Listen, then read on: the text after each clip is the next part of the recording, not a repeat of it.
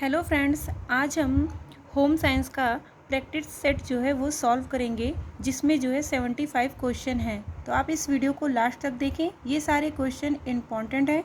Please इस video को like करें और चैनल को सब्सक्राइब करना ना भूलें, जिससे मेरे चैनल की सारी अपडेट मिलती रहे। तो चलिए स्टार्ट करते हैं आज का प्रैक्टिस सेट।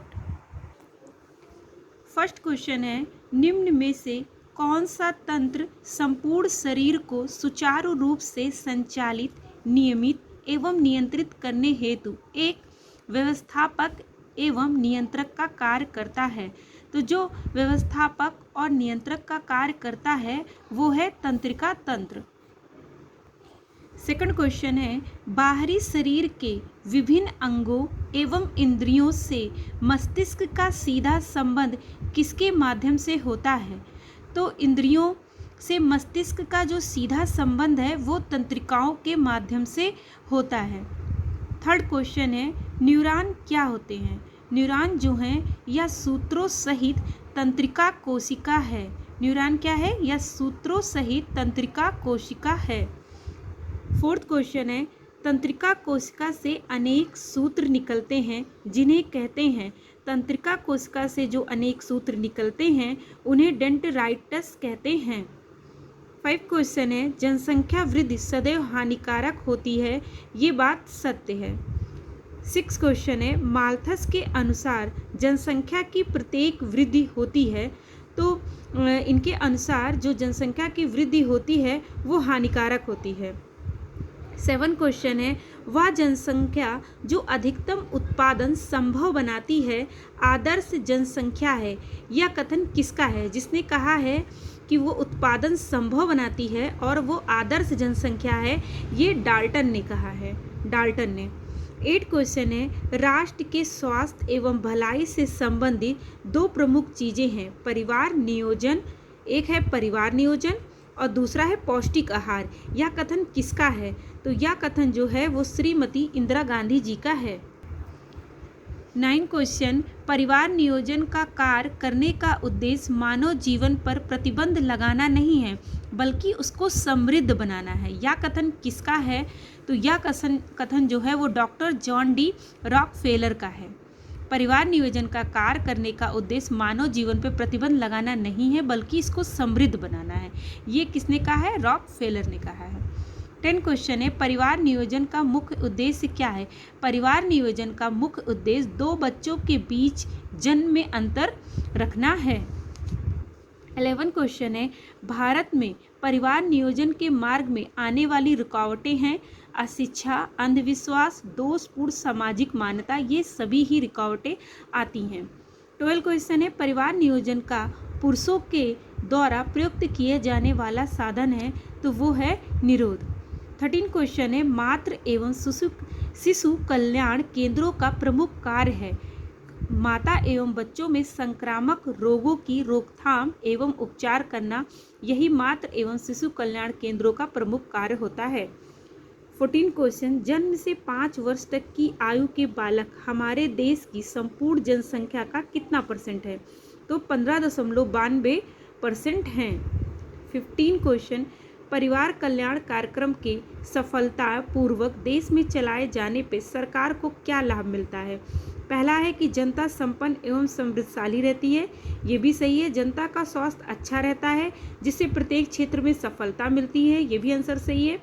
आय का वितरण प्रत्येक वर्ग में समान रहता है, उपयुक्त सभी, तो ये सारे ही आंसर इसके सही हैं। 16 क्वेश्चन, वह कपाट जो निलय से रक्त को महाधमनी में जाने तो देता है परंतु रक्त को वापस नहीं लौटने देता है, वो क्या कहलाता है? वो है त्रिवलनी कपाट। त्रिवलनी कपाट जो होता है वो क्या करता है? रक्त को महाधमनी में जाने तो देता है परंतु रक्त को वापस नहीं लौटने देता है। 17 क्वेश्चन है, वह रक्त वाहिनियाँ जो रक्त को हृदय से विभिन्न अंगों की ओर झटके से शीघ्रता से ले जाती हैं वो कौन होती हैं? वो होती हैं धमनियाँ, जो कि रक्त को झटके से हृदय के विभिन्न अंगों की ओर ले जाती हैं। 18 क्वेश्चन है, धमनियों की बालों के समान सूक्ष्म शाखाएं जिनकी दीवारों में पेशियां नहीं होती हैं वो क्या कहलाती हैं? वो धमनियां कहलाती हैं, धमनिकाएं कहलाती हैं। 19 क्वेश्चन, नीला बैगनी रंग गाढ़ा हो जाता है क्योंकि या अशुद्ध होता है, ये भी सही है। इसमें अवशिष्ट पदार्थों का सम्मिश्रण हो जाता है, ये भी सही है। इसका बहाव शुद्ध रक्त से धीमा होता है। तो ये तीनों ही आंसर इसके सही हैं। उपयुक्त सभी कथन इसमें सही हैं। 20 क्वेश्चन, साइनोएंट्रियल नोड क्या है? यह दाएं अलिंद में एक विशिष्ट स्थल केंद्र है, ये भी सही है। हृदय के संकुचन को निर्दिष्ट करने वाला विद्युत युक्त संवेग स्थल है, ये भी आंसर सही है। इसमें हृदय के संकुचन, शिथिलन एवं विमोचन क्रिया का नियंत्रण होता है तथा इसे पेसमेकर कहते हैं। उपयुक्त सभी कथन सही हैं। इसका आंसर है डी।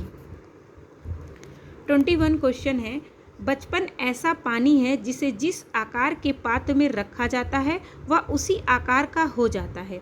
युवा अवस्था में वही आकार कठोर होकर विशेष आकार का बर्फ का टुकड़ा बन जाता है और तब उसे सरलता से मनचाहा आकार नहीं दिया जा सकता है। यह विचार किसका था?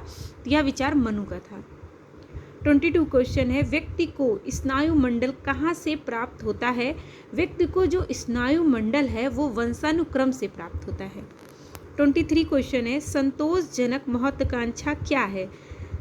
आकांक्षाएं होना, लेकिन यदि किसी कारण से उनकी पूर्ति ना हो पाए तो अधिक परेशान ना होना, यही संतोषजनक महत्वाकांक्षा कहलाती है कि पूर्ति ना होने पर भी परेशान ना होना।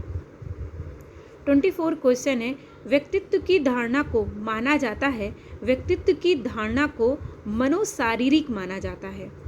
25 क्वेश्चन, निम्नलिखित में से कौन सा कथन व्यक्तित्व के स्वरूप को स्पष्ट करता है? इसका आंसर है सी, व्यक्तित्व के समग्र गुणों का समन्वय ही व्यक्तित्व के गुण को स्पष्ट करता है। इसका आंसर है सी। 26 क्वेश्चन है, व्यक्तित्व जन्मजात और अर्जित प्रवृत्तियों का योग है, यह परिभाषा किस विद्वान ने दी है? 26 व्यक्तित्व जन्मजात और अर्जित प्रवृत्तियों का योग है, यह परिभाषा है वैलेंटाइन की, या वेलेस्टीन या वैलेंटाइन, ये दोनों ही नाम सेम ही हैं। 27 है, व्यक्तित्व से तात्पर्य है, व्यक्तित्व से जो तात्पर्य है वो है रुचियों, योग्यताओं और क्षमताओं का विशिष्ट संगठन। इसका आंसर ए है। 28 क्वेश्चन, व्यक्तित्व को प्रभावित करने वाले शारीरिक कारक हैं, तो नलिकाविहीन ग्रंथियां, शरीर की रचना व शारीरिक रसायन, ये सभी ही व्यक्तित्व को प्रभावित करते हैं। 29 क्वेश्चन, जिस व्यक्ति की बहुत रुचियां होती हैं वह होता है, जिस व्यक्ति की बहुत सारी रुचियां होती हैं उन्हें हम लोग बहिर्मुखी कहते हैं। 30 क्वेश्चन है, हृदय से धमनियों में जो लहरें दौड़ती हैं उन्हें क्या कहा जाता है? तो झटके से धमनियों में जो लहरें दौड़ती हैं उन्हें नाड़ी कहा जाता है।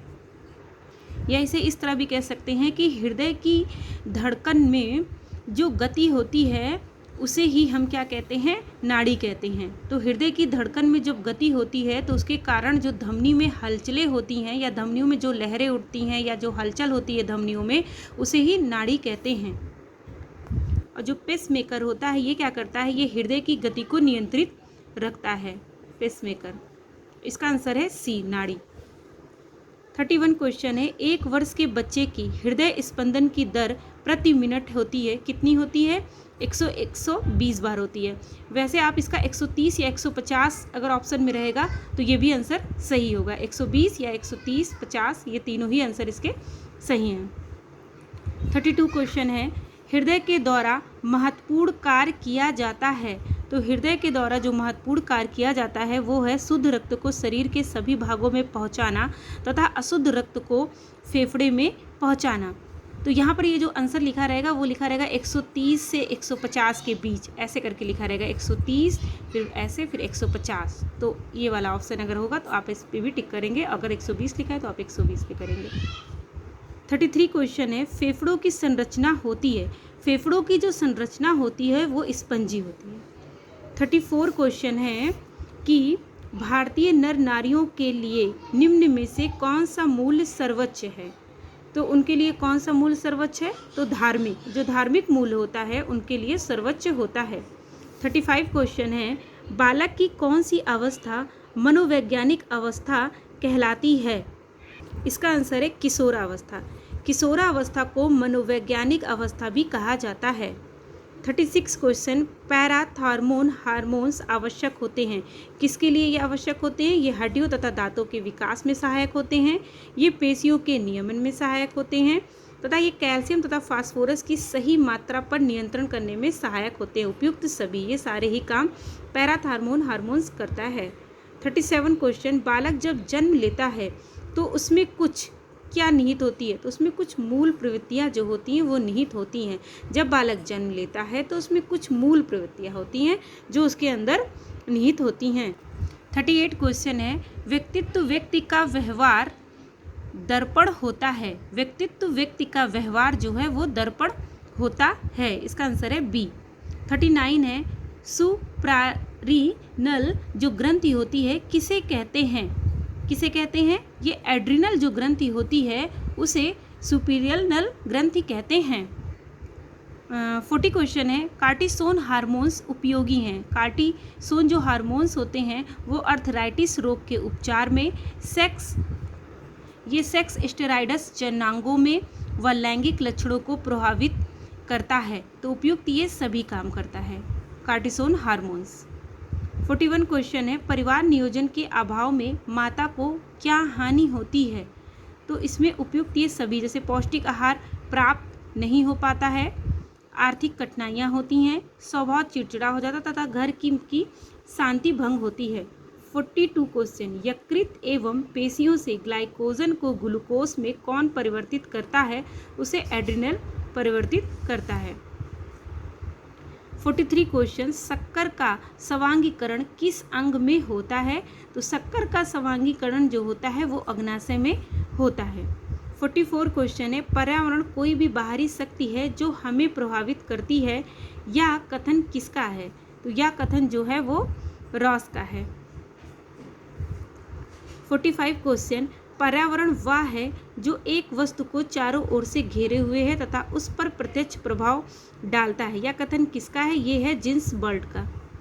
46 क्वेश्चन है, एक विद्वान ने पर्यावरण को 3 भागों में विभाजित किया है, जैसे भौतिक, आर्थिक, सामाजिक पर्यावरण। उसका नाम है मैकाइवर। मैकाइवर ने ही इसे भौतिक, आर्थिक, सामाजिक पर्यावरण में विभाजित किया है।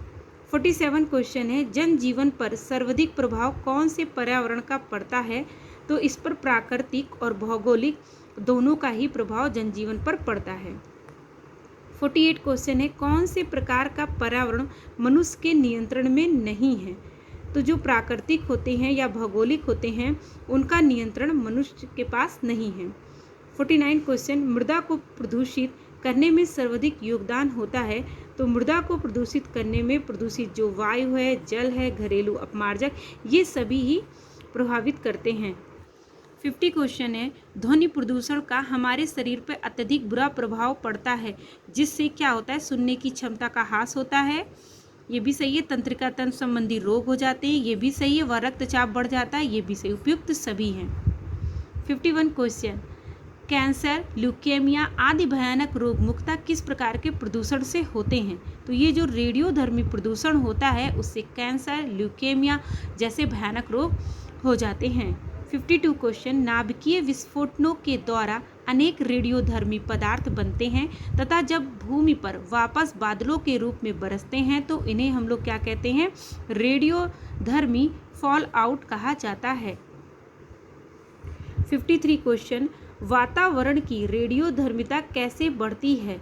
तो वातावरण की जो रेडियोधर्मिता है वो परमाणु शक्ति उत्पादन केंद्रों के द्वारा बढ़ती है और आणविक परीक्षणों के द्वारा ये बढ़ती है। इसका होगा सी। ए और बी दोनों ही इसके कारण हैं। 54 क्वेश्चन, कौन सा हार्मोन्स मनुष्य के शरीर पर अपना प्रभाव नहीं डालता है? तो मनुष्य के शरीर पे जो प्रभाव नहीं डालता है हार्मोन्स वो है इंटरमीडिएट। 55 क्वेश्चन, किस हार्मोन्स की कमी के कारण शरीर की वृद्धि रुक जाती है, वह व्यक्ति नाटा सा रह जाता है? वो है सोमेटोट्रोपिक हार्मोन्स। सोमेटोट्रोपिक हार्मोन्स की वजह से शरीर की वृद्धि रुक जाती है। 56 क्वेश्चन, कौन सा हार्मोन्स जंतुओं में त्वचा के रंग परिवर्तन का नियंत्रण करता है? तो त्वचा के रंग का जो नियंत्रण करता है वो है इंटरमीडिएट। 57 क्वेश्चन, कौन सा हार्मोन्स यूट्रस की चिकनी मांसपेशियों के संकुचन एवं नियमन का कार्य को नियंत्रित करता है? वो है पिक्टोसिन। पिक्टोसिन जो होता है वो यूट्रस की चिकनी मांसपेशियों के संकुचन एवं नियमन में पिक्टोसिन जो होता है वो नियमन का कार्य वह नियंत्रित करता है। 58 क्वेश्चन है, प्रणाली विहीन ग्रंथि नहीं है। जो प्रणाली विहीन ग्रंथि नहीं है वो है पाचन ग्रंथि। बाकी गल, उपगल व पोष जो है वो प्रणाली विहीन ग्रंथियां हैं। 59 क्वेश्चन, कौन सी ग्रंथि का स्त्राव लंबाई के विकास को प्रभावित करता है? तो ये पिट्यूटरी जो ग्रंथि होती है वो प्रभावित करती है लंबाई के विकास को। 60 क्वेश्चन, गल ग्रंथि स्थित होती है। गल ग्रंथि जो है वो ग्रीवा के मूल में स्थित होती है। 61 क्वेश्चन है, उपगल ग्रंथि समीप होती है। उपगल जो ग्रंथि है वो समीप होती है गल ग्रंथि के। 62 क्वेश्चन, उपगल ग्रंथि की कम क्रियाशीलता का परिणाम है। उपगल ग्रंथि की कम क्रियाशीलता का परिणाम है कि व्यक्ति का उत्तेजित हो जाना। 63 क्वेश्चन है, पोष ग्रंथि या पिट्यूटरी ग्लैंड्स स्थित होती है। कहाँ पर स्थित होती है? ये मस्तिष्क में। 64 क्वेश्चन, भारत में 2 दिसंबर 1984 को भोपाल गैस त्रासदी यूनियन कार्बाइड कारखानों से कौन सी गैस का रिसाव हुआ था? तो इसका जो है मिथाइल आइसोसाइनाइड गैस का रिसाव हुआ था। 65 क्वेश्चन, प्रदूषण बढ़ने का निम्नलिखित में से प्रमुख कारण क्या है? तो प्रदूषण बढ़ने का जो कारण है मेन वो है जनसंख्या विस्फोट। 66 क्वेश्चन, पर्यावरण संरक्षण अधिनियम लोकसभा में किस सन में प्रस्तुत किया गया? ये 1986 में लोकसभा में प्रस्तुत किया गया पर्यावरण संरक्षण अधिनियम। 67 क्वेश्चन, वायु प्रदूषण में धूल के कणों से शरीर का कौन सा अंग प्रभावित होता है? तो इससे आँख, गला, कान ये तीनों ही प्रभावित होते हैं, उपयुक्त सभी। 68 क्वेश्चन है, पर्यावरण प्रदूषण का अर्थ है। तो पर्यावरण के किसी एक भाग अथवा सभी भागों को दूषित होना पर्यावरण प्रदूषण है, ये भी सही है। जल अथवा वायु जैसी प्राकृतिक प्रदत्त पदार्थ के प्राकृतिक स्वरूप में मानव जीवन के प्रतिकूल परिवर्तन, ये भी है। पर्यावरण के प्रकृति प्रदत्त रूप में इस प्रकार से परिवर्तन होना जो कि मानव के जीवन के प्रतिकूल प्रभाव उत्पन्न करने वाला हो, तो उपयुक्त ये सभी हैं। 69 जल प्रदूषण का तात्पर्य है। जल प्रदूषण का तात्पर्य है ये सभी हैं, जैसे जल में अनेक प्रकार के खनिज, कार्बनिक व अकार्बनिक पदार्थों का अनुपात से अधिक होना, ये भी है। गैसों का एक निश्चित अनुपात से अधिक होना, ये भी होता है। अनावश्यक तथा हानिकारक पदार्थों का जल में घुला होना, ये भी। तो ये तीनों ही जल प्रदूषण के कारण हैं। 70 क्वेश्चन, त्वचा में ऐसी कौन सी रचना है जो सांप की भांति कुंडलाकार रूप में पाई जाती है? तो सांप की भांति व कुंडलाकार रूप में जो पाई जाती है वो है श्वेत ग्रंथियाँ। जो श्वेत ग्रंथियाँ होती हैं वो सांप की भांति व कुंडलाकार रूप में पाई जाती हैं। 71 क्वेश्चन, उत्सर्जन तंत्र का मुख्य कार्य है। उत्सर्जन तंत्र का मुख्य कार्य होता है कि वो व्यर्थ एवं हानिकारक पदार्थों का निष्कासन करना। 72 क्वेश्चन, गुर्दे को सुचारू रूप से कार्य करने के लिए आवश्यक है। तो गुर्दे का सुचारू रूप से कार्य करने के लिए पर्याप्त मात्रा में जल पीना चाहिए। 73 है, शरीर के आवरण को कहते हैं। शरीर के जो आवरण होता है उसी को ही हम त्वचा कहते हैं। 74 का है, कैरियोकाइनेसिस किसे कहते हैं? तो कैरियोकाइनेसिस केंद्रक के विभाजन को कैरियोकाइनेसिस कहते हैं। 75 डीएनए क्या है? डीएनए जो है या एक न्यूक्लिक अम्ल है। डीएनए क्या है? या एक न्यूक्लिक अम्ल है। यहाँ पर जो है 75 क्वेश्चन कंप्लीट हुए। तो आप वीडियो को लाइक और चैनल को सब्सक्राइब करना ना भूलें, जिससे मेरे सारे वीडियो आपको ईजिली मिल सकें। Thank you.